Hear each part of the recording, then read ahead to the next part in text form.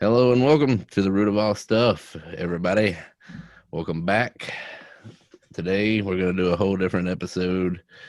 Try to, I don't know if we're going to lighten the mood, but we're going to shift it a different direction than the last episode.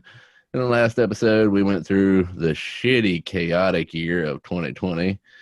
And I know that was rough for me and also rough for my wonderful co-host who's on here with me today, as always, Mr. Josh Lutz. Josh, say hey to everybody. Good morning, ladies and gentlemen, boys and girls, children of all ages. Yes, it was a rough year. Absolute fecal dump. Oh, yeah, it was bad. So I know the last episode was a little drawn and hard to get through just because we was going through the dateline and stuff. But hell, we only got through half the year till we said really shit on it, and then just had to just stop because it was as painstaking for us as it was making it as it was for y'all to listen to. So we're gonna try to shift gears a little bit today, not too much, Don't expect anything too great because we're just us, Exactly. And we got through the half of the year before shit really hit the fan. Yeah. And it was that bad. So, oh, God. You guys know you were there. You lived through it just like we did. Yeah. So today we're just going to shift gears and we're just going to get back to more of, well, the root of things, seeing as how we are the root of all stuff. And mentioning that, I do want to leave in for our audience. You know where we stand. You don't have to agree with us, but we hope you'll continue to listen, even if you get pissed. And if you disagree, that's fine. We're cool with that here. You can talk with us about it. We'll have you on, or if you don't want to be on, we'll talk. We'll converse some other way if we need to. But please feel free to contact us anytime. We have an email address. It is the root of all stuff, one word, at gmail.com. And Josh, we're on Facebook as well, right? Yes, sir. We're on Facebook at the root of all stuff. We got a Facebook page up and we have a group up. The page is what you're going to want to go to, write us in comments, throw in a post, whatever you want to do. Like, we're also posted up about everywhere except for a few little places. But I won't mention those by name just because for one, I really don't know what they are at the moment. But we are most places you can get podcasts. Some places we haven't quite got updated yet, but I'll get onto that as soon as I can. But we're on YouTube as well, so you can always, find us there on our channel, The Root of All Stuff. And yeah, please shoot us an email, shoot us a message on Facebook. We will, if you have any questions or anything you want to be heard about on the show, a topic you want to be brought up, anything, just contact us and we will try to get to it. Other than that, let's go ahead and get into today's episode. And today, honestly, we're going into this flat, no plan, really. We're kind of winging it here. So Josh is definitely going to have to help me out today. So, oh yes. And we may go on some tangents. We may go on some tirades.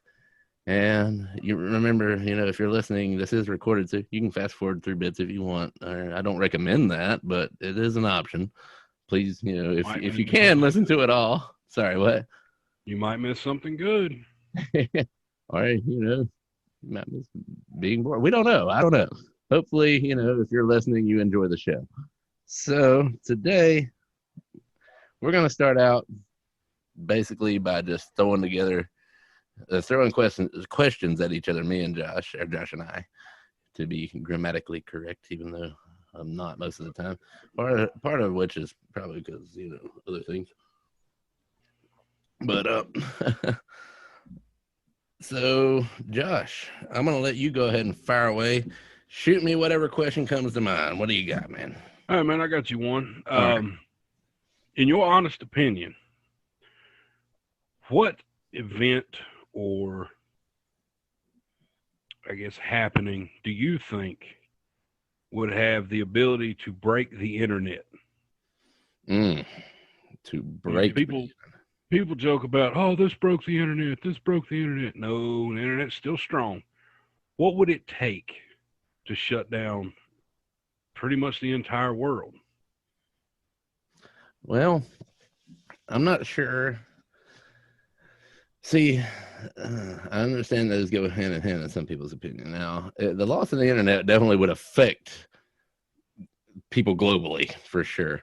But we also have to keep in mind there are certain regions that don't have internet access now. And, we've had rules. Oh, by the way, guys, sorry, while I'm answering this question, sorry, Josh. If you hear the dogs are barking, nothing I can do about it. Everybody who's listened to the show knows my situation. Yes, I have a lot of animals in the house. They might bark in the background, and I can't edit it out all the time. Sorry, I don't have that much time. But just remember, they're animals. They can't help it. They're adorable. But anyway, sorry, back to the question. What would break the internet? To be honest, objectively, I have no idea. But in my opinion, subjectively, I think government, if there was some mass conspiracy like people love to believe in, like we've talked about before, and me, not so much. You, I don't think so much. But if something came to play, some, crazy shit just went down, and governments all over the world were being threatened with something that might be a reason, that, if we could work together on a mass scale, like as far as governments globally, they may be able to somewhat shut that down. But in other cases, I don't know, because it's also private. I mean, I say objectively, I have no idea, man. That's the honest answer. I have no clue what would break the internet. But honestly, it wasn't that long ago. Like, you and I are old enough to remember a time where shit, we didn't have internet, or if we did, you and I at least didn't have access to it, right? Like, I remember dial up and how grand and glorious that was back in the day, and I know you do too.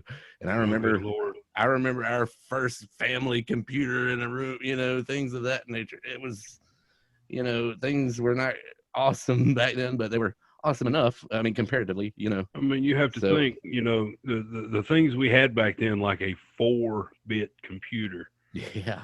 Yeah. Was groundbreaking when we saw it for the first time. We were like, oh my God. Yeah. Or just the simple fact that you could play a game on a computer. You were like, oh, and then they came out with the Pong, with the 5-inch floppy, and you were like, Jesus Christ, how much? That's so much information you can hold on that thing. Oh yeah. Like, and even before our times, like I know my father was talking about, computers that they like filling up rooms. He can, remember how crazy they thought that was, or cell phones even, like, because they're, basically what's going to be replacing most computers. I feel is a subjective opinion further in the future. But I mean, I remember, hell, I remember before cell phones were huge, I mean, and I remember my dad and me having that conversation about, one of his teachers told him that one day we would have phones and be able to like drive in our cars and take them anywhere and things like that. And he was like, and he remembered, this is what my father was telling me. He's like, I remember thinking, that's going to be a hell of a lot of line. How are you going to lay that out on the street? And they like phone line, so, I mean, it is amazing what science and technology has given us. And that in and of itself is a wonderful thing, but it can be used for bad. It's not the technology that's evil. It's how people use it. It's not the science that's evil. It's how people use it that makes it good or bad. The ethics of it. It's like some people don't like drinking. Me, I like it all right. I'm not I don't do it to excess all the time a lot. This is probably the first alcoholic beverage I've had in probably 2 months, 3 months, something like that. And it in and of itself, in my opinion, is not a good or a bad thing. It's how we use it. Now, if I sit here and get sloshed and then go out and try to drive a car, which is a poor idea and I don't recommend it, then that's obviously a bad thing. So, but if I just enjoy a beer, don't get drunk to excess or anything like that and get out of hand, in my opinion, not a bad thing. I understand some folks might differ in opinion. And remember, you are entitled to your own opinion. And you can disagree with me. You'd just be wrong.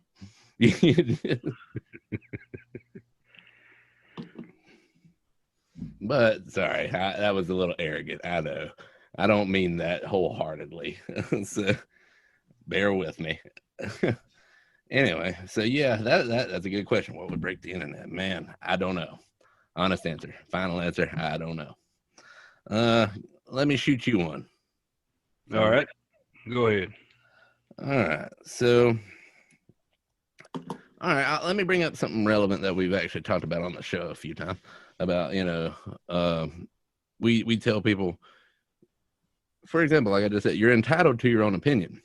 No one's entitled to their own facts. We agree with that, and we've stated that several times on the show. And that's the difference, like things being objective and subjective. Like this postcard that I'm holding in my hand, for those of you who are watching the video, and for those of you listening, I got an index card. I'm just holding it in my hand. It exists. Now, for the people watching the video that are seeing it in my hand, that's an objective thing. For the people listening, that's kind of subjective because they can't really see it, right? They're just taking my word for it. Right. Now, it seems to me, and this is sort of subjective, that more and more people recently, as far as the population as a whole in this country, in the U.S., have started clinging on to more of a subjective rationality than an objective reality, meaning they care more about what is making them feel good or their opinion. They think that everything that they think up is a fact. At what point or what event do you think made that happen to where people in mass numbers are just no longer giving a crap about the reality you and I must share and things that are real and true in reality, caring about the truth? That's basically it. And care more about what comforts them, makes them feel good, things of that nature. What do you got on that? That is, that's a good one. Damn.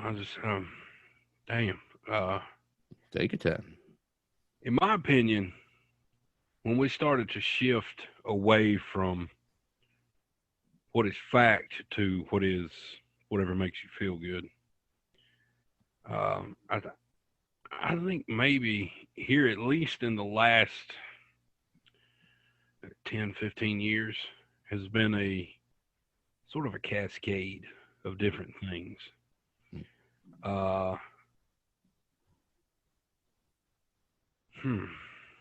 Trying to figure out how to put this into words. The whole mindset of I'm right, you're wrong, just because I think it is, it's gained a lot of momentum. And as far as how or where or when, I really couldn't tell you. Mm-hmm. But it really did take off like a grassroots movement. Yeah, it seems to. That's see, I agree. I'm sorry, I'm not trying to cut off your answer. I agree. I see what you're saying. I just don't know when or what may necessarily triggered it. Does that make sense? Yeah. And yeah, it's strange, right? Well, I mean, it might have been a multitude of different things. Probably. Yeah, me out of personal experience, and even you, when we went to school, when we were in school, when we were younger. Oh, way back in the day. Yeah. Me and Josh, man, we walked to school in the snow, uphill, both ways. 15 miles for me. I don't know how much it was for you. I had to do that with the sun beating down on my bare back. Yeah. And but when we were in school, you didn't get a trophy unless you won. Mm-hmm.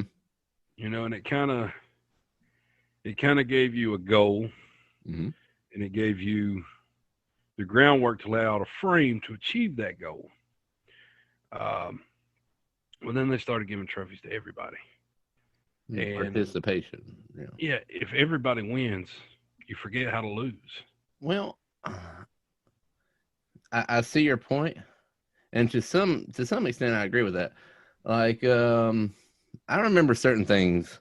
Like, I played some sports for the local recreation department, and at the end of the season, they did give everybody a little trophy, or a little pamphlet or a certificate or something, a participation award, basically. Now, it didn't tell me I won because we sure didn't, because probably because of me, to be honest. But honestly, that I don't see as a bad thing, rewarding people for at least putting forth an effort. Now, what you're saying that I agree with is if they went ahead and said, no matter who won, you all get the exact same award. There's nothing extra to shoot for, so why even play the damn game, right? I mean, that's what I get what you're saying there. You're going to stop putting forth the effort, right? And you're going to become complacent. Right. Now, like I said, I don't know if that holds any merit to the question, but somewhere along the line, society as a whole adopted the view that if it makes you feel good, it's got to be right. I'm sorry, say that again. If it makes you feel good, it's got to be right. Oh, yeah. Yeah. And yeah, that is more and more people started taking on that mindset, and it became just a giant sheep movement. And it doesn't matter if they're right or wrong. If there are millions of them, they are the majority. Yeah. And it is dangerous to be right when the majority is wrong. Right. It's that fallacy of popularity. Exactly. Yeah. So I don't know exactly how we got there, but we are there. And I hope that we can go. I tell you what bothers me about that too. What you said is 100% correct.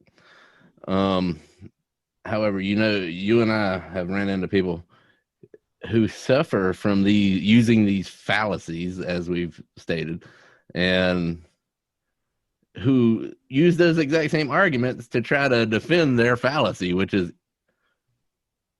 just mind-blowing to me. First it confuses me, then it pisses me off when you realize they know better. But then if they don't know better, it's kind of just saddening. It makes you feel just like, oh man, poor guy, or poor person. Like, what's wrong with like like what you said, complacency and people following everything, or the crowd, or wherever they go with whatever they go with. I've heard so many people from a particular political standpoint, won't go, but talk about how people are weak and snowflakes and they're just sheeple following the herd, blah blah blah, when they're doing exactly that. It's like the pot calling the kettle black, the hypocrisy, the projection they are using, in their arguments, like, and because the exact same people, not all the time, but a lot of the time, saying that are exactly those people who are whining and bitching, being snowflakes, and following the misinformation and ridiculous cult they've got into, which, I discussed on the last episode. So we won't get into that, but you see what I'm getting at. And I'm not saying that started it, because it's been going on longer than that for sure, but that didn't help. No, it didn't. And people shifted more from, I would say in the last 10, 15 years, people shifted more from what made them feel good to what was popular, no matter what it was. Yeah. Yeah. And it's always baffled me what becomes popular and what doesn't. But I mean, I know there's reasons, but I don't understand. Because some things suck, in my opinion. And again, I understand this is all subjective, but that's just it. And that's fine. Subjective things are fine. I'm not shitting on subjectivity here. I'm not completely, anyway. In some form, I am. But especially when it comes to relinquishing a grasp on objectivity, things that are real in reality that we all can agree on to be true and fact. You know? Exactly. So, who asked the last question? You did. All right, go ahead. Fire away, man. All right, here's a good one for you. All right. In your opinion, what is the closest thing to real magic that you can think of? Real magic. Real magic. The closest thing to real magic. Science. Simply because it is the greatest tool humans have ever conceived of finding out what's objectively true. And sometimes that is very counterintuitive. For example, no, don't get me wrong, I love illusionists and magic shows and things like that. I'm just not under the illusion that they're real. Does that make sense? Yeah. So Things sorry, like the dog's going sleight off. of hand and visual Sure, illusions. sure. Yeah. Things that If it's not real, you can come down to the point of, well, is this guy any good at what he does? Right, and it's a skill, right? It's something that's acquired skill they learn, right? But it can be explained through science. They're doing it some way, right? So, Right. So as far as the closest thing to real magic, I would say is science and how we use it.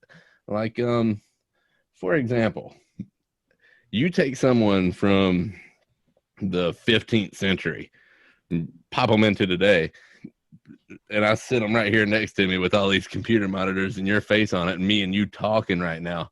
That is magic to that person. They're like, "What witchcraft is this?" I mean, to them, that's beyond their comprehension. And that's what science does. It helps us to find things that were previously beyond our comprehension. So, yeah, that's my answer to that one.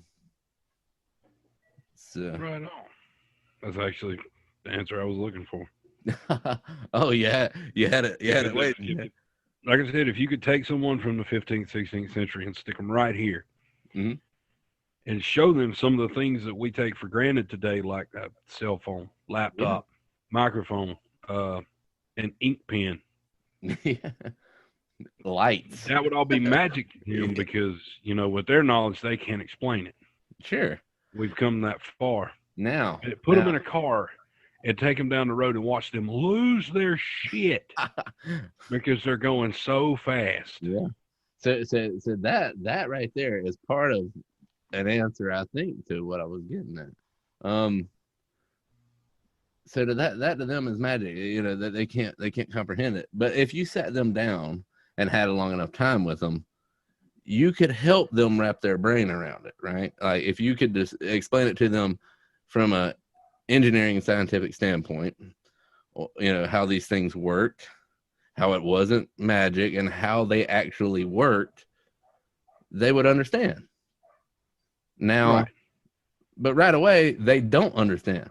Now, here's the problem. Sorry, the dogs are going ape shit. So I should. All right, hopefully he's done. All right, he's just up there whining because he has to go to bed. Poor Finnegan. So sorry, I got a little distracted. So, but yeah, so if you have someone now who sees something they don't understand, it's the same thing. It's the same thing as if you brought somebody from the past to now. But the problem arises when those people try to explain things they don't know.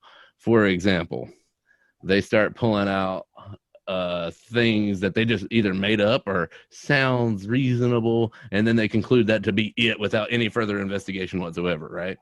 Like, oh, that TV screen, that's just an evil witch box that he used some sorcerer power on. Or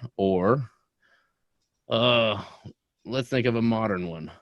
Oh, the government, man, they're just trying to keep us down and control everything we do. And even though I have no evidence to back it up, the election was stolen. Similar. Yeah, similar. Right.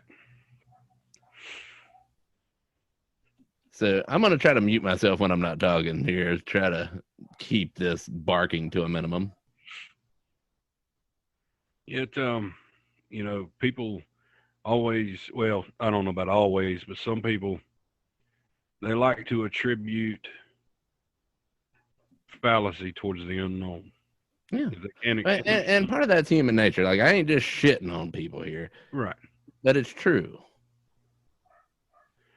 Right. They have to, like, it's in their mind, that it would give it, well, I don't know. Like, for some people, I know it gives them closure to assign things they don't know to a higher power, or to assign things they don't understand to, well, that's just the way it is, which I freaking hate when people say that.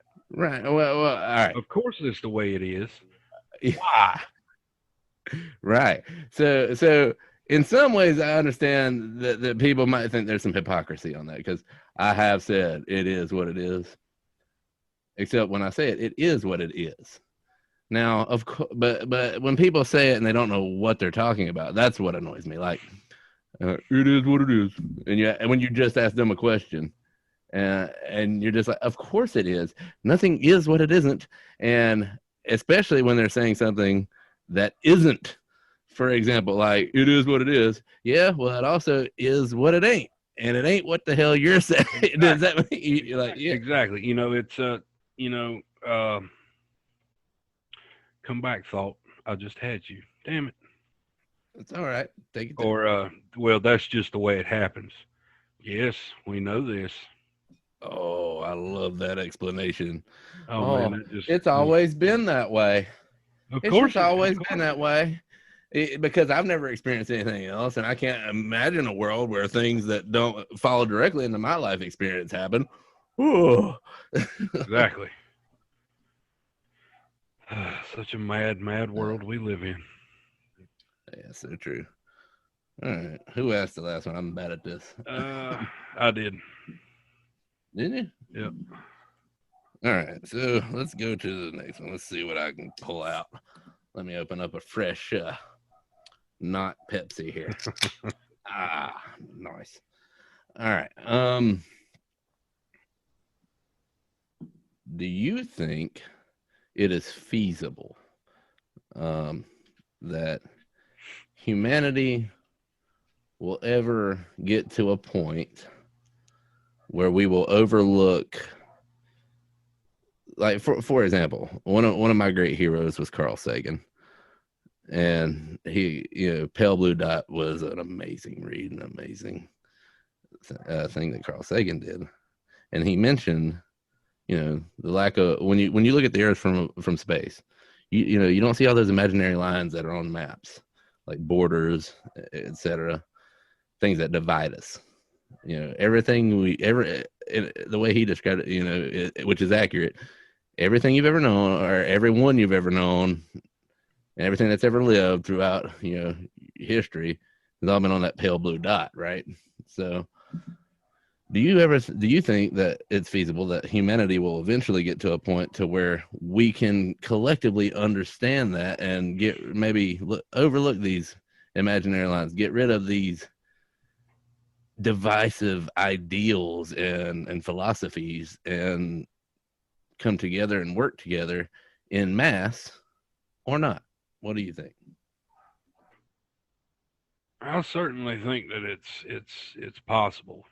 Dare I say feasible, but it's going to take a lot of work, and it's not going to happen overnight. First thing we have to do is to get rid of our petty grievances with each other. Because some of the things that we don't agree on are just freaking stupid. Yeah, like things that are objectively true. Exactly. My big fear is that it will take a massive event.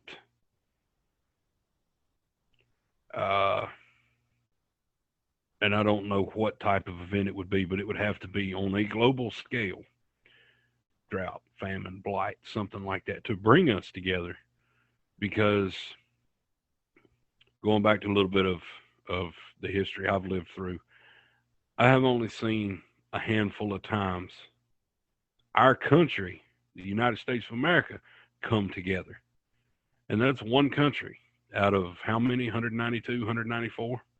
Oh yeah, I mean, I know what you're saying. Like 9/11 and the events that followed. Yeah, Now that's only to a certain extent, though, too, because that had a more of a unifying thing, but it also had a super dividing thing as well. You know, because you look at how people are treating, you know, people of different ethnicities now, or religions and things of that nature. Like they, you know, you got people who cannot get out of their bull crap long enough to understand that, hey, just because you don't agree with that person doesn't mean you have to hate them, and you know, we all have to live on this planet together, so it makes more sense to get along.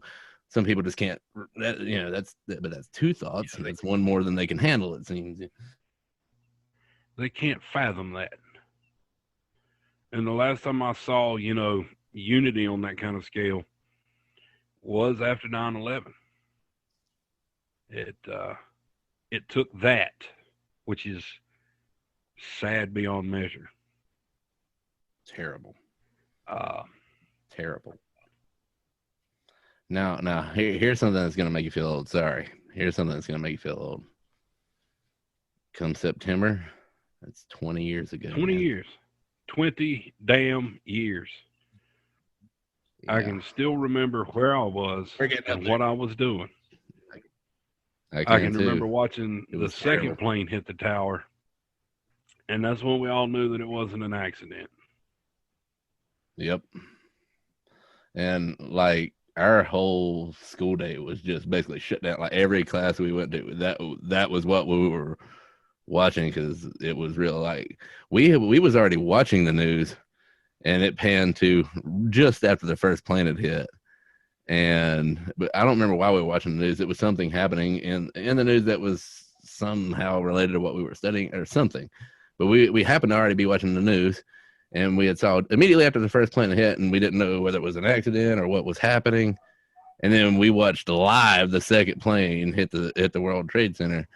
And then, you know, we heard about, and then we watched as more unfolded as far as the plane that hit the Pentagon, the plane that went down over Pennsylvania. It was a terrible day. But see, and that's the shame of it. I hate that it takes sometimes such a tragic and terrible event for us just to, you know, unify a little bit. And it shouldn't take that. It should just be something that we agree on is good for the common good for everyone. You understand? Yeah. You know, for us to unify, we all have to be on the same accord. We all have to be on the same wavelength. And a lot of people are not. And a lot of people just steadfastly refuse to be like, well, I'll come join your party, but they're not invited. I don't like them because they dress different, or I don't like them because they have a different set of moral values. We got to get rid of all that bullshit. Yep. You know, if we can come together and understand that war, we have one earth, we have one life, and that is it. If we fuck this planet up, there's going to be nothing left for the ones that come after. No. And there are people that suffer from now as grand and glorious as this seems, there are people that think, you know, because it is feasible that we travel to another planet and eventually over millennia terraform it to be more like Earth. But how about this? How about we just fix Earth? Yeah. You know, first, like, how the hell do you expect us to do all that shit when we just, you know, screwed up the planet we came from? Exactly. You know, that's just not feasible to me. Now, as far as it being a feasible idea now of us, you know, being able to potentially travel to Mars and, you know, make things happen, that is true. That we could theoretically do that. However, like I said, if we can't learn to live together on this planet and figure out how to make it work, what gives us the delusion of grandeur that we are going to be able to make it happen anywhere else? Exactly. You know, um, it makes no sense to even try. You know, we'll just be taking the same wars, the same hatred to somewhere else, a new playground, which is kind of a bad choice of words, but it conveys the message. Yep. Now, for those of you hearing this hum behind me, for anybody watching the video, y'all can see this big air unit back here in my basement. It just kicked on because it's cold as shit outside. It's like I don't even know. It's damn near freezing if it ain't. So of course my heat's running, and again, I understand I got some background noise. I can only edit so much, guys. I'm just one guy. I don't have a super budget for a studio and sound, reduction and all this. But thank you for listening. I'm sorry. Like I say, I'll try to mute it when I shut the hell up, and you might get annoyed at me. Like, let's just go shut the fuck up every now and then. I understand. So I will do my best to try to keep the background to a minimum, but I do still have dogs going ape shit upstairs. I do have an air unit kicking on because I am a real man living in a real house trying to put on this real show for you. That is sometimes a struggle in and of itself, but I love doing it, and I appreciate you guys listening. Please keep listening to us. I understand, we hit dull lulls and things like that, but I think hopefully we'll get better as the show goes on in time. So, who had that last question? Again, I suck at this. I believe it was you. All right, fire away.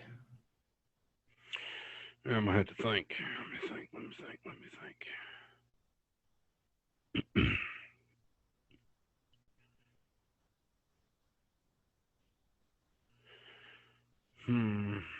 I can hear the elevator music playing. You sure that ain't just the sound of this air unit and this dog? No, it's coming from my end. All right, here you go. Here's one. All right, what you got? If you could sit down with one person from history who is no longer with us. I think I already asked this, didn't I? No, I didn't. Never mind. Go ahead. I think so. No. If you could sit down with one person from history who is no longer with us and have a talk, just talk to them, chew on their ear, get their input. Didn't matter how long it took. Who would you choose? Wow. Only one. Only one. Oh, shit. One person in history that I would sit down and have a conversation with. That is deceased. That's no longer with us. Right. Well, man, there's so many. I have a laundry list of this. Well, since I mentioned them once in this already, listen, guys. Honestly, the honest answer is I don't know. I don't know, just because I have so many greats that I would love to sit down and chew the beef with and just see what it would be like and hear what their thoughts and things were. But just because I've already mentioned them in the show, I'm going to throw out Carl Sagan, and that's true because I would love to talk to Carl Sagan. That would be amazing. But also, like I say, anybody, Newton, Einstein. Isaac Asimov. Anybody. Just whoever. I've got a laundry list. Richard Feynman, I would love to talk to. There's a lot. There's a whole list of folks that are no longer with us, unfortunately, that I would love to sit and have a conversation with. But that's the honest answer is I don't know. The subjective answer, as for this show, just because I've already mentioned Carl Sagan. So Carl Sagan. That's a good answer. So just out of morbid curiosity, and since that was a good one, and it got me on the spot. Same question to you. Same question to me. I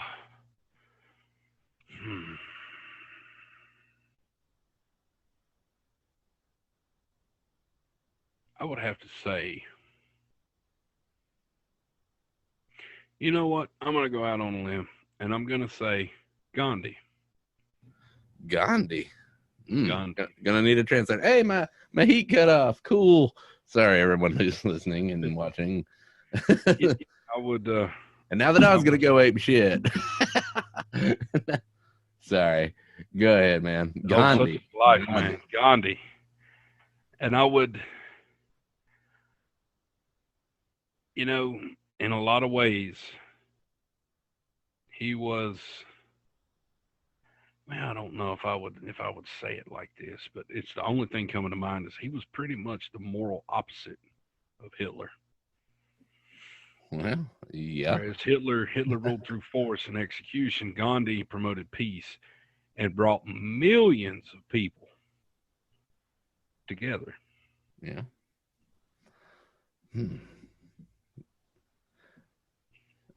I don't even know what I would ask him. All right, so there's all right. So I'm gonna go ahead and hop into that segue. I'm gonna ask you, what would be all right?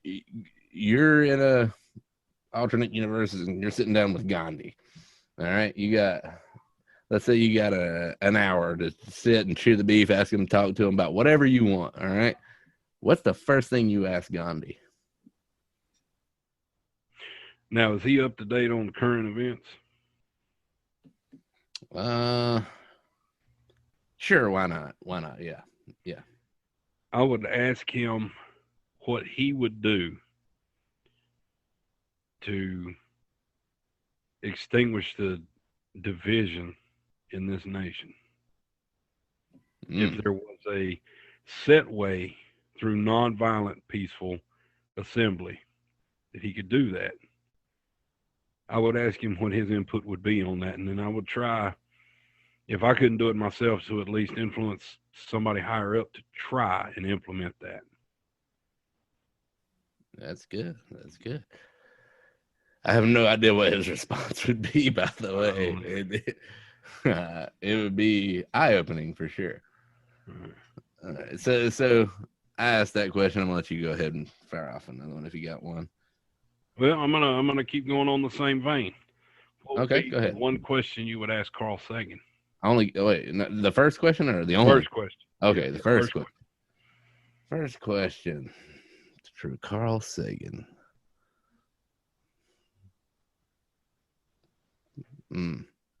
First question, just to open the conversation.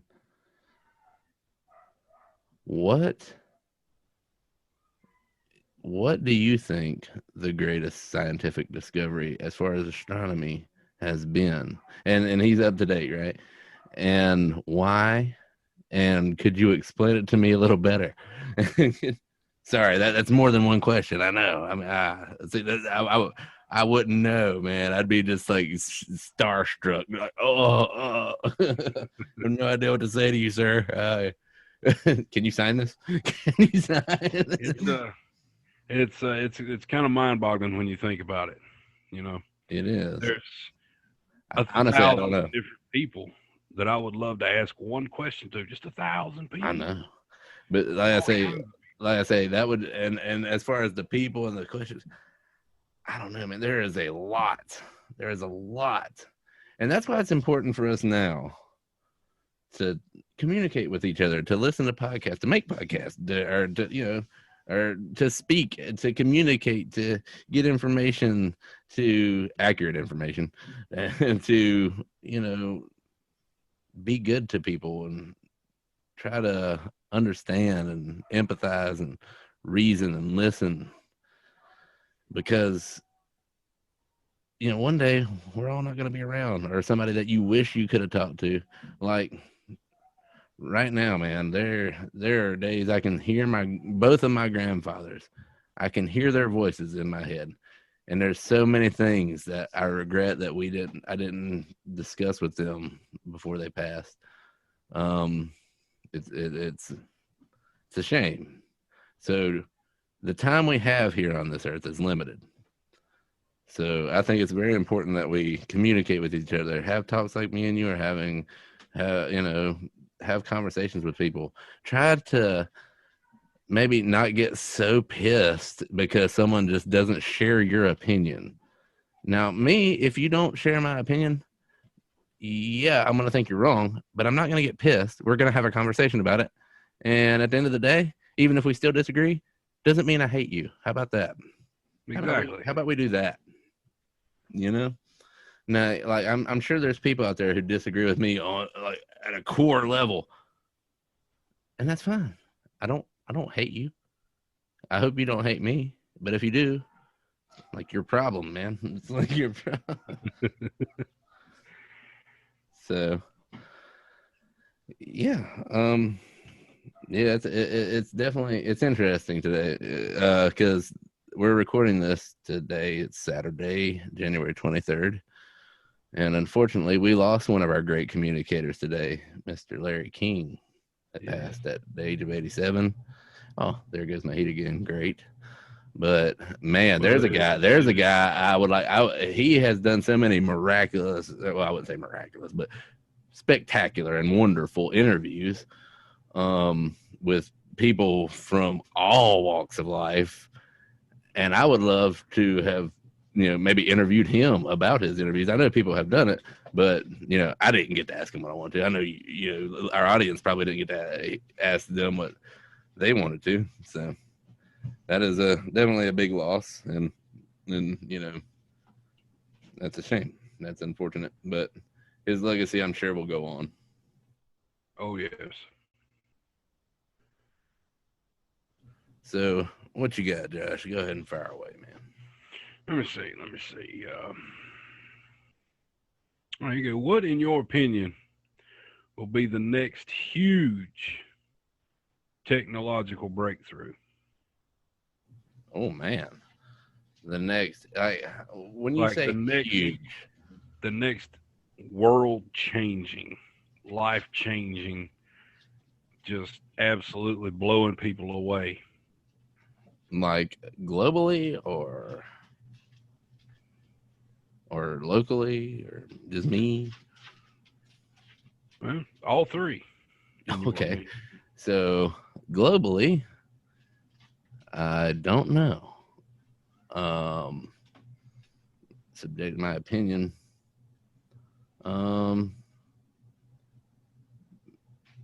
I can tell you what I hope. People will talk to each other and start to unify a little bit more and quit jumping to conclusions and bullshit, and that would definitely change the world. But I don't know if that'll happen. Hope it does. Locally, hoping we get some more listeners here on this podcast. That would be great, and more people maybe emailing us or hitting us up on the page. That would definitely, change the world for us locally. For me, man, every day there's something new that blows my mind, something new to learn, something new to think about every day. So as far as what will happen, nobody knows. You see, like humans are notoriously bad at predicting things, but if I had a hope for what was going to happen, that would be it. So what about you? What you got on that?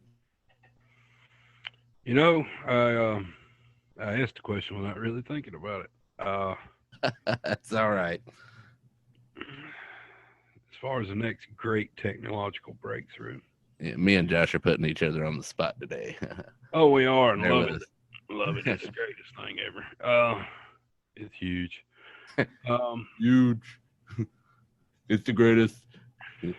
See, Josh is very smart. He's got the words. He's got the best words. He's very educated. This might be the best words in the history of wording. Yeah. I would like to see technology advance to a point where we no longer need war. Now things can be decided. I'm sorry.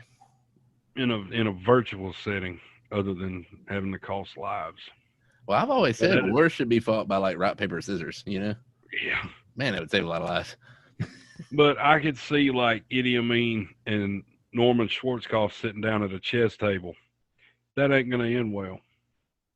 Yeah. Yeah, it would require each to respect the terms of the game and the ending and the result. The Idi Amin would try to do something. Yeah. Schwarzkopf jump up and beat the shit out of him, and then we're right back there at square one, Yeah. All right, so I got one for you. All right. All right. And I'm gonna be honest. I'm stealing this from Josh. All right, I'm stealing this from you. I hope that's all right. Absolutely. It's one we went through. One that you brought up before the show that you just hadn't got to yet. That I found interesting the more I've thought on it, and I just want to throw it at you first, just to be a little kind of an asshole. All right, let's do it. All right. What event or thing that you heard of as a child that seemed so true in reality, right? That what thing caught you as a child that you thought was so true, had to be real, that you know, you thought that was absolute. Then you grew up and realized not so much. What you got? I think that we both answered at the same time. Quicksand. Yeah. TV and movies always made it out to be way more of a problem. That shit was everywhere, right? When we were kids, oh, yeah. Like you were scared to walk through the door in your house because the floor might sink in. You know? Hell yeah. You know, honestly, and I'm not trying to sound conceited. I'm really not, because I know that there was truth in what they were telling me, and that was that higher education, college, trade schools and stuff like this was going to be way harder than elementary, middle, and high school. Yeah. And to an extent it was, but I was one of the few they were lucky enough to have the teachers that didn't that gave a shit. The what? That gave a shit, whether you learned it or not. Yeah. You know, most education these days is just recitation. You're just reciting things. And there's a difference between knowing something and understanding it. And that is perfect. That is exactly right. You know, unfortunately, I think there's too much emphasis, and this is subjective. This is my opinion on it. I think there's way too much focus on, I guess, regurgitating a grade in a specific class and testing and things like that in school, instead of, hey, here's some important information. Let's see if this child understands it, and if not, let's teach it to them a different way, maybe one-on-one or maybe as a group, whichever one they do better with, and, you know, make it interesting to them, show them how to apply this and that, like math and grammar, things things like that. Yeah, sorry, the beer is kicking in. So might be the problem in this show. But as far as education, I think that's important, you know, making sure someone understands something versus, yeah, they can regurgitate it or you know, a day or two later just to pass the test, and then they never have to remember it again or never have to use it again. You know, and think about it. Like, how many times did we hear that as kids? Oh, my camera just went out. Well, shit. Yeah. Well, while we're waiting for that to come up, I'm going to tell you a joke. You know why the chicken crossed the road? Oh, can you see me? Because he had warrants. All right, now back to the show. Huh. That's interesting. I got things kicking off all over the place over here on my computer. That's the reptilian overlords. Yep. Oh, no. They're spying on me right now. They're looking at all my cameras. Oh, no. I told you didn't put that tinfoil down thick enough. Oh, God, they're going to see me. Oh, well, hold on. Let me try a different one. See if it actually works. Am I back now? Hey, you're back. Oh, cool.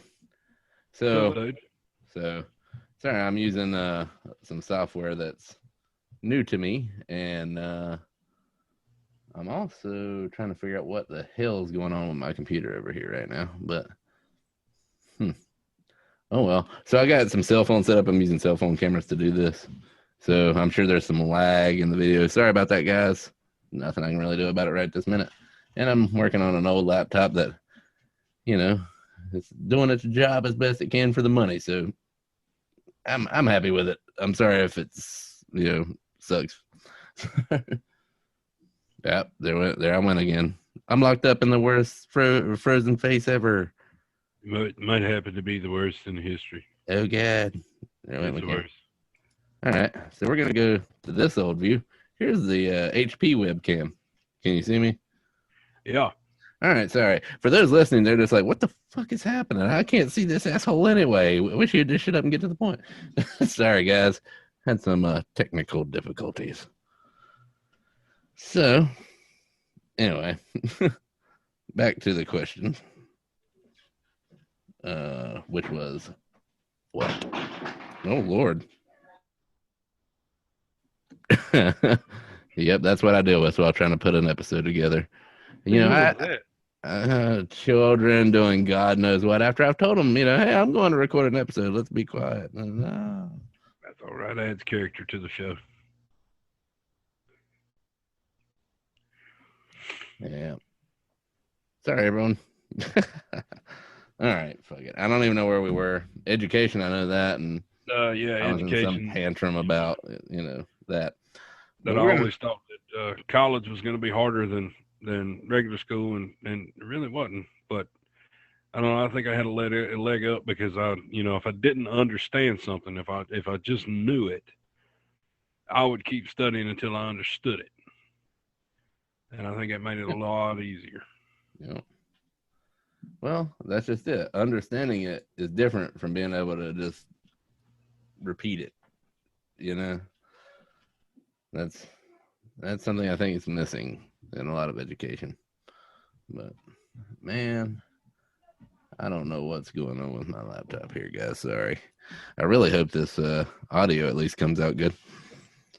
So, and let's see. Let me fire one at you here. All right. What, in your opinion? In my opinion. Yep. All right. What, in your opinion, will be the next catastrophic event that brings people together? Because we got doomsday preppers, things like that out there, mass conspiracy theorists that are all like, "Oh, the world's coming into an end like tomorrow." But I'm not saying you're one of those. But in your opinion, what is coming? What's coming at us, Josh? Damn. You just kind of just throw the door wide open. I mean, I could go off on some really messed up tangents.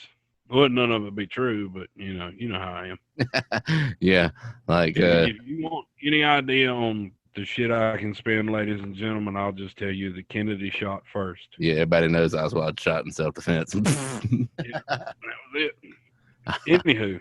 Well, that's probably you know very well that's because the reptilian overlord looked at him and told him if he didn't do it, that he was going to take his tunic off and show him the junk. So, how many times I got to tell you not to talk about them? They don't like it, especially in the Earth language. Sorry, guys, we went on a weird segue there, but I love it. No, but honestly, one of these days, what's the next catastrophic event you think, Josh? What do you got? I don't know, brother. There's about 35, 40 volcanoes prepped to fire off around the world. You got Yellowstone, the super volcano. Yeah, see, if that thing ever goes off, it's that was where I was headed actually.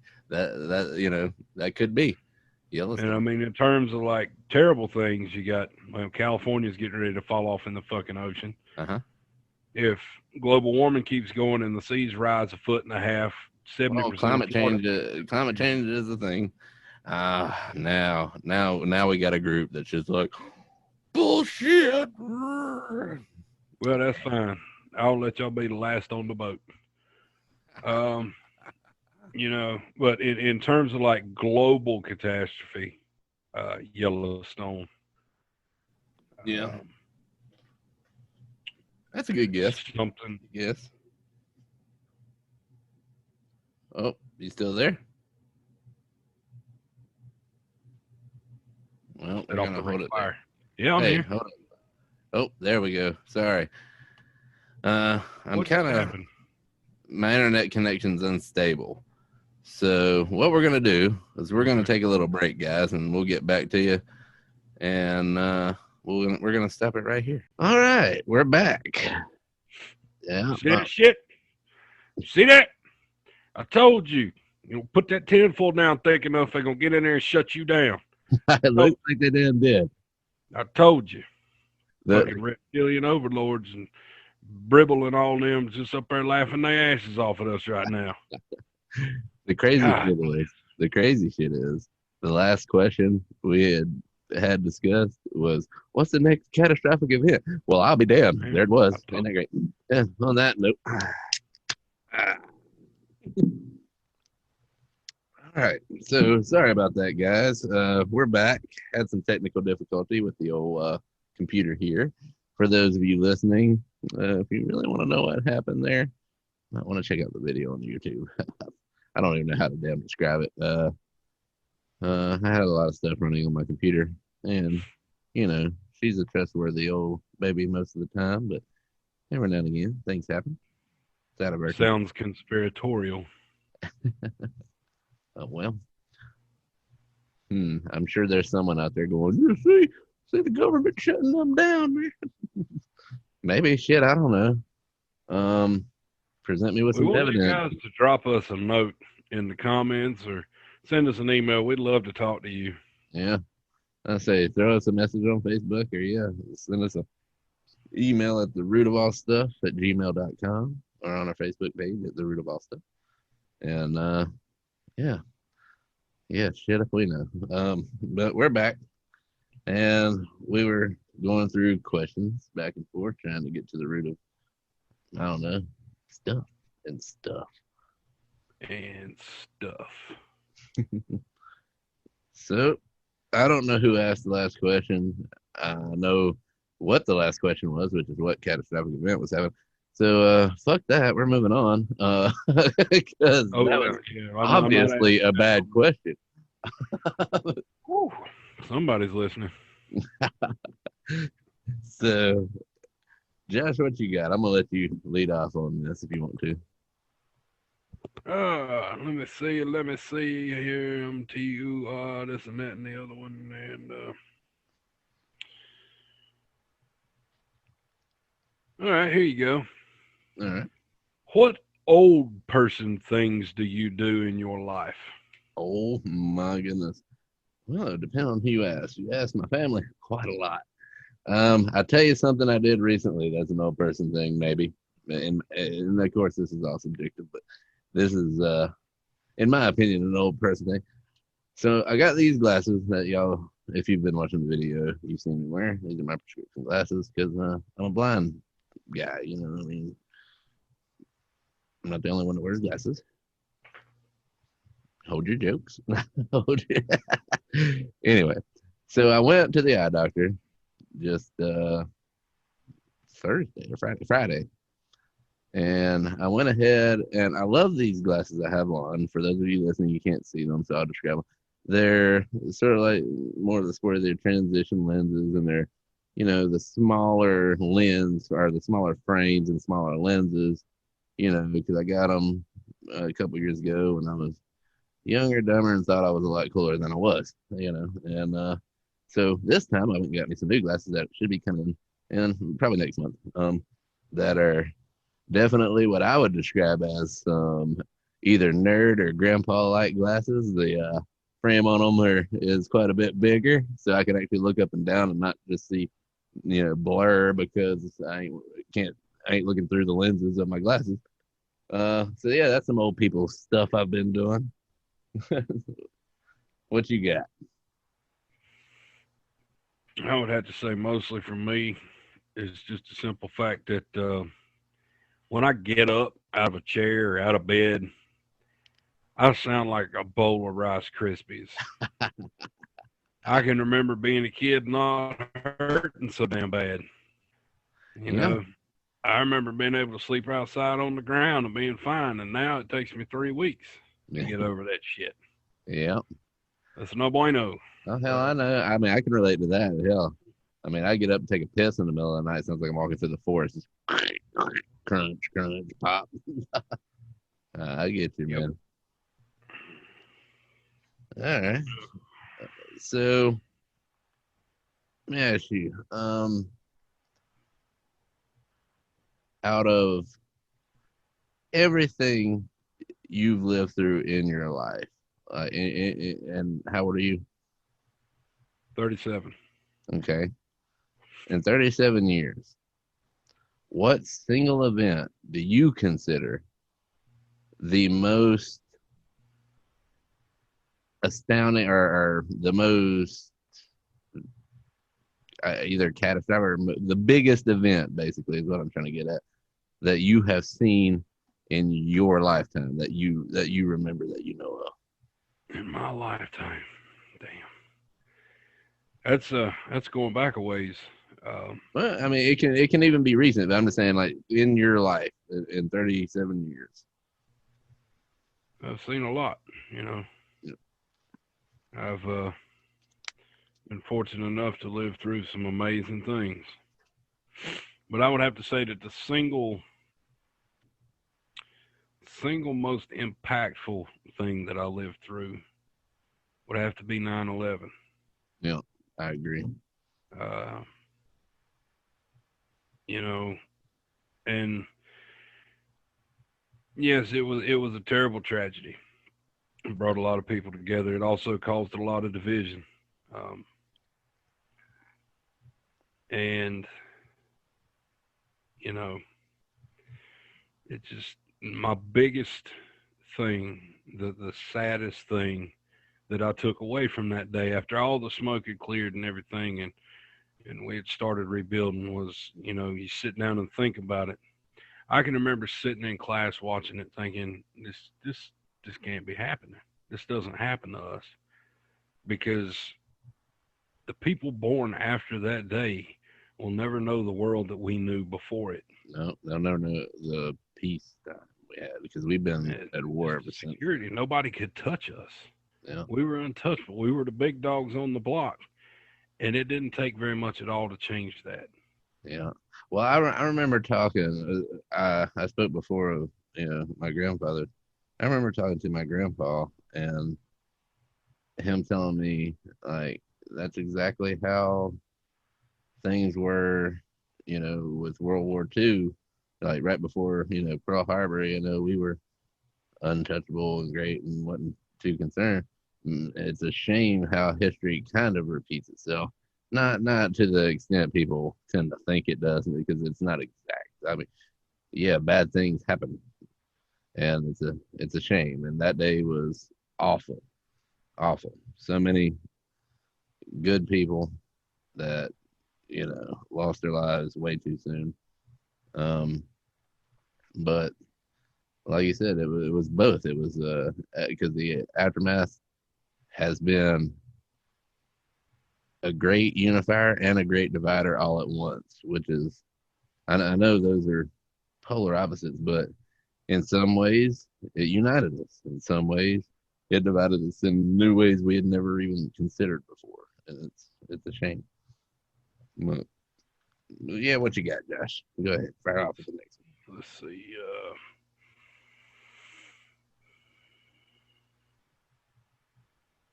Who, in your opinion, is the most impressive or influential famous person alive today?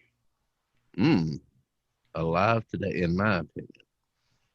I think I know what you're going to say. Hmm. Man, can you be a little more specific with it? Like, influential in what way? Because we got Yeah, good influences, bad influences. Some yeah. people I that don't, I don't, influence. I don't know if influential would be the word, but impactful. Okay, like could change the world, Right. in my opinion. And I'm a little biased because I grew up, watching. Uh, I got two that come to mind right offhand, and they're they're very similar in their layout, and they know each other. Uh, Bill Nye, the science guy, of course. I grew up Yes. watching him, and he's always talked about gonna change the world with science. And he was right. I mean, and if people would, maybe go back and watch some of that or listen to him now, we might be in a better spot. And I think he has the world, at least as far as I can tell, the best interest of people in mind when he educates. Him and Neil deGrasse Tyson, of course, who is, as he says, your personal astrophysicist, who is amazing, and I love listening to him on Star Talk and things like that.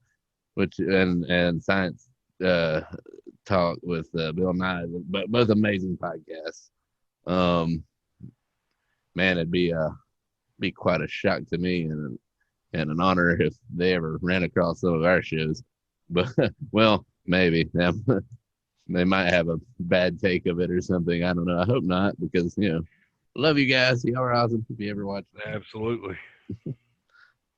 Yeah. So I hate to keep shooting them back, but that was a good one. What about you? What do you got? What is your opinion on that? What I'll tell you what, I'll give you two since I took two. All right. What two people are most influential or impactful in a positive manner in today that's alive today? I would have to agree with you on Neil deGrasse Tyson. Mm-hmm. Brilliant man. And he doesn't mind explaining things for you so you understand. Yeah. Another would be, for me, would be Elon Musk. Oh, yeah. Very much so. SpaceX and everything he's done with that. Yeah, very influential. Smart guy. And I kind of get a kick out of him. It takes a special kind of guy, and special not in a bad way, in a positive light, and kind of a neat attitude to take a Tesla car and launch it into orbit. That's cool as shit. I don't care who you are. Come on, guys.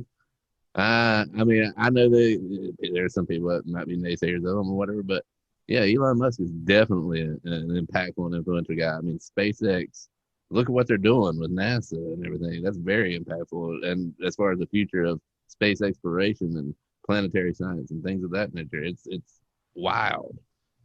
So yeah, good call. So Neil deGrasse Tyson, Elon Musk, those are good ones. I like it.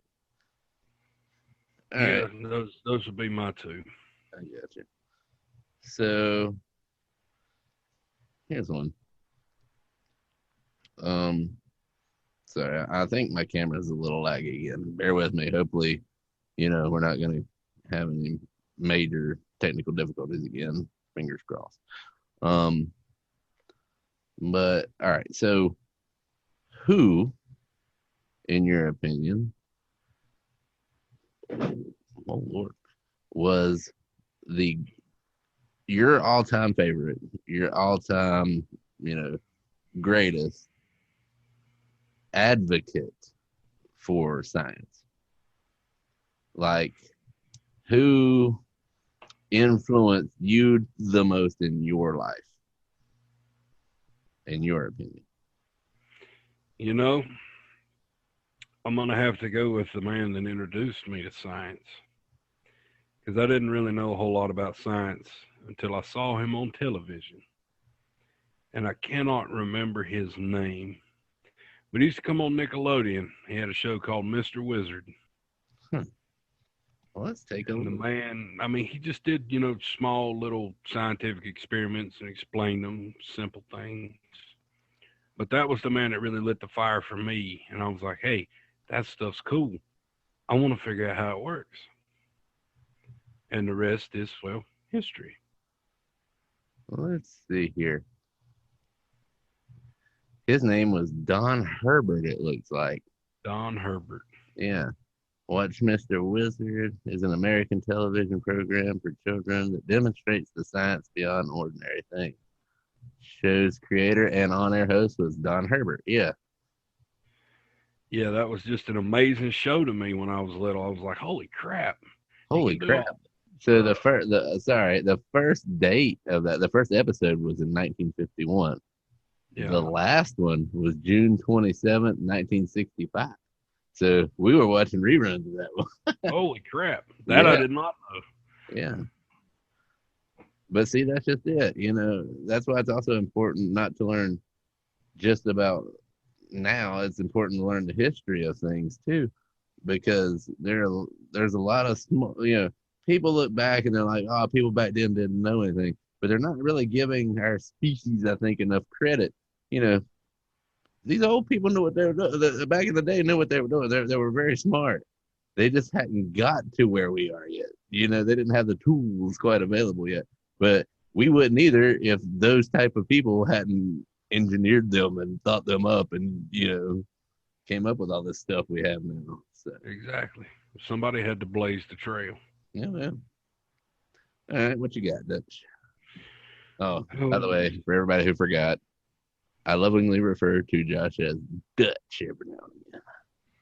and I lovingly refer to Kevin as Branch. Yeah, they're nicknames. It's a very long story, and one of these episodes we'll get down to where those names came from. Yeah. But that's a story for another day. Let me see. This could be a fairly simple question to answer, but I want you to kind of think about it like not just a broad spectrum answer. Mhm. What, in your opinion, has taken up too much of your life? A specific answer on what's taking up too much time in my life? Mm. Yeah. Yeah. All right. Hmm.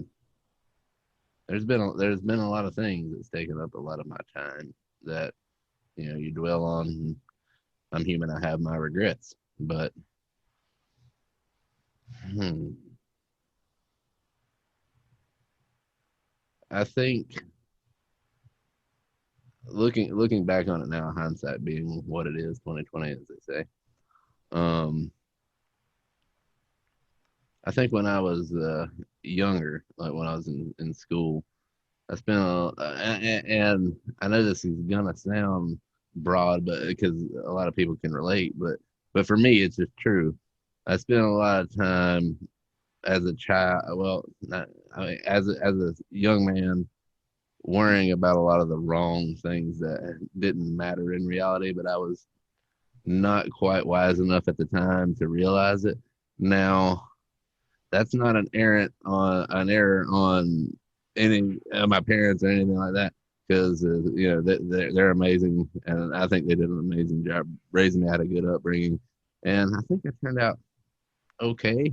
I mean, I'm sure people would disagree, and people listening are like, yeah, "This guy's an asshole." Okay, cool. That's your opinion. That's subjective, but in my opinion, I think I'm all right. But I think I wasted a lot of time as a young man, like I said, worrying about shit that just really doesn't matter in reality. And I think I still do that sometimes a lot. I think everybody does. And to be more specific, um, like worrying about uh, you know, relationships, like romantic relationships that as a like middle school, who boyfriend girlfriend crap, that when I should have been paying attention to my schoolwork, which I mean, I think people can relate to that, but I mean, honestly, it took up a lot of time, and how often do those work out? I mean, okay, I'm sure there's a few of you out there like, I married my high school sweetheart, or I've been with my wife now since elementary school, whatever. I don't care. That's fine. That's great, but that's rare. The odds are not good that works out, right? And I mean, but we're still human. We still have emotions, and we still, want to connect with other people. And I spent a lot of time, in relationships that wasn't going to pan out. I guess that's my best answer for that. For you, what in your child, if you could change, if you could go, all right, if there was a time machine, you could go back in time, change one day in your life, what would it be and what would you change? How far back are we talking? Anytime in your life. Anytime in my life. Now, Now, I'm also going to exclude any time travelers paradoxes in here because we all know that I get that. Let's just say, however he changes it worked out for the better and similar. Okay. I would, well, to be honest with you, I'd go back to first time I got arrested and not do the dumb shit that put me in there. Yeah. Yeah. I can relate to that. Yes. Yeah. Now everybody's like, listen to these criminals. Yeah. We're not criminals. Everybody makes mistakes. Sure. Sure. And we learn from them. Yeah. Sometimes the hard way, right? Yeah. Which brings me to the last question that I have wrote down here. Okay. Our justice system. Here we go. Look, kids. Yeah. Our justice system is fucked up. Well, I'm just going to ask you the question. How would you fix issues that we have in the justice system? Oh. How would I fix issues that we have in the justice system? One, I would rule out, and now see if this is if I rule the world. Now, this is all highly subjective. But to answer your question, how would I change it? I would first off get rid of anything, including anything about eyewitness testimony, because that has been proven to be so inaccurate in so many ways and not very good evidence. I would get rid of the death penalty. Now, I know I got a lot of people who are like, oof, at that one. No, it ain't because of the killing or any moral standpoint other than I am not confident that we can get that right 100% of the time. Now, here's why, because we have it in the past. We found out after the fact that we had basically killed an innocent person who didn't commit the crime that they were convicted of. Does that make sense? They did like through DNA evidence after it came out, we found out, oh man, we got a few wrong. But see, that's just it. One, all right, so let's say we executed a man who was convicted of murder. So, and then after we executed him, we found out he didn't commit it. Didn't we then just commit, as the justice system, the same crime we convicted that man of? We murdered him, right? I mean, and who holds us accountable as the justice system? You know, it's ridiculous. And that's the only qualms I have against it. I have no problem with, okay, this person committed this crime. You don't, yeah, sure. I have no problem with the killing, or how they, or the death penalty in any other shape or form, other than I don't trust the justice system to get it right 100% of the time. And one innocent dead person is too many. I agree. That's my only issue with the death penalty.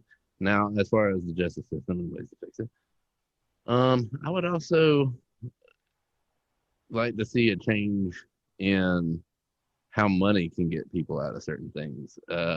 Just because you're in a position of privilege when you have money, or your ethnicity, which is an ongoing thing. For example, poor man commits a misdemeanor crime. I don't know, something small. All right, pick a misdemeanor, it doesn't matter. And a rich kid who grew up in a rich white neighborhood, and his parents have got plenty of money, does the same thing, the exact same crime, exact same misdemeanor. The odds of the poor kid getting convicted, having to pay fines and go to jail and his sentence, the odds of his sentence being worse is exponentially higher than the person with money who can hire a decent attorney to, get them off, or, in some cases they're a bit, bribing the justice system, things like that. So those are some of the things I would change in the justice system. That was a good question. Now for you, final question.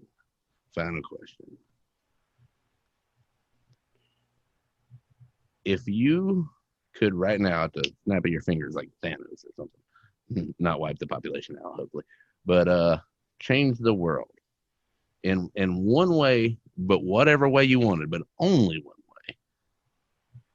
What way would you change the world? What way would I change the world? Man, that's a whole book worth of different things you could do. I mean, you could eradicate hunger, Just you could eradicate poverty, you could eradicate crime. But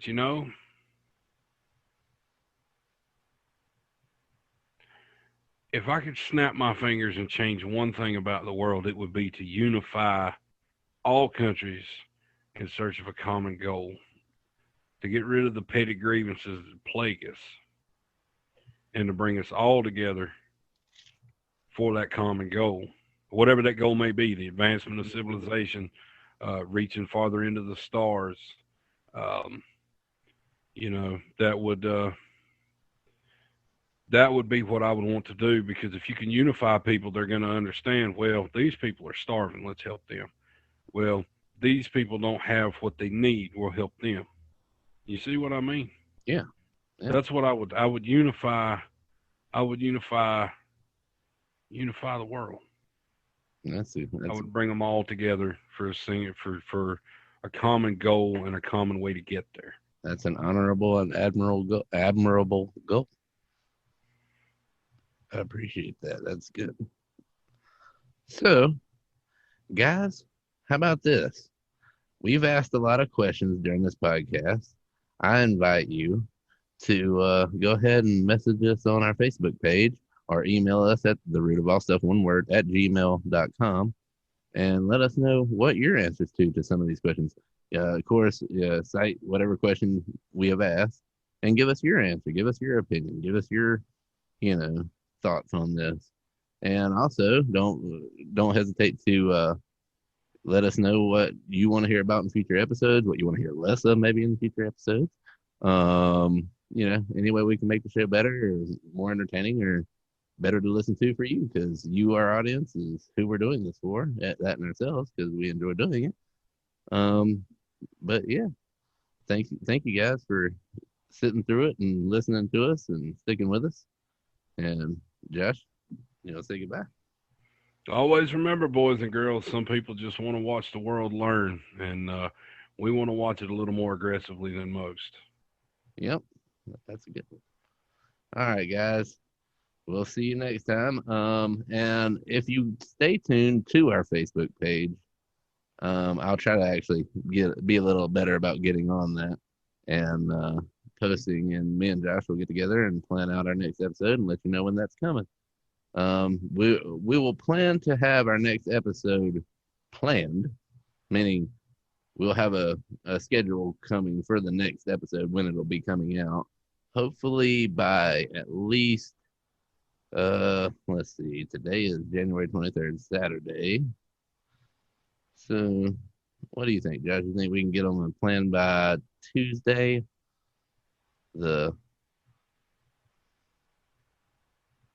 This coming Tuesday? Yeah, I think so. Yeah, I do too. I think we should be good with that.